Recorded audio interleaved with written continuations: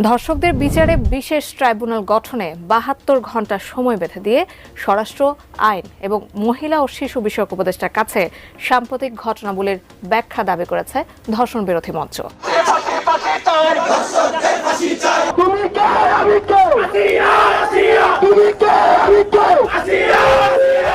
সময় যত পেরিয়ে যাচ্ছে ছাত্র জনতা ততই ক্ষিপ্ত হচ্ছে। এবার শিশু আসিয়া ধর্ষণের ঘটনায় ছাত্র জনতা সরকারকে এক নতুন আলটিমেটাম দিলেন। ২৪ ঘন্টার মধ্যে ধর্ষকের বিচার না করা হলে দেশকে আরও অস্থিতিশীল পর্যায়ে নিয়ে যেতে বাধ্য হবে ছাত্র জনতা। এই ধর্ষককে জনসম্মুখে ফাঁসি দিতে হবে, এই ধর্ষকের বিচার জনসম্মুখে করতে হবে। নারীদের জন্য যখনই বাংলাদেশ নিরাপদ হবে তখন আমরা বলতে পারবো যে এই বাংলাদেশ আসলেই স্বাধীন হয়েছে। এদিকে ইসলামী বিধান অনুসারে ধর্ষকের শাস্তি দেওয়ার কথা বললেন মিজানুর রহমান আজহারি।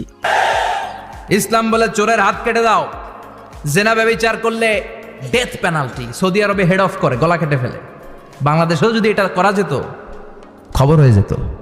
আর কোন ধর্ষক বাংলার জমিনে জন্মাতো না, চিল্লায় বলো ঠিক কিনা। বাংলাদেশে ধর্ষণের এক লীলা খেলা চলছে বলে এক শিক্ষার্থী মন্তব্য করেছেন। নিউজ পেপার খুললেই, টিভি অন করলেই আমরা দেখতে পাচ্ছি এইখানে ধর্ষণ, মানে পুরো বাংলাদেশ জুড়েই ধর্ষণের একটা লীলা খেলা চলছে। ইসলামিক আইনে আছে, যদি কোনো নারী কিংবা কোনো শিশু পুরুষ কর্তৃক ধর্ষণের শিকার হয় তাহলে তাকে জনসম্মুখে পাথর নিক্ষেপ করে হত্যা করতে হবে।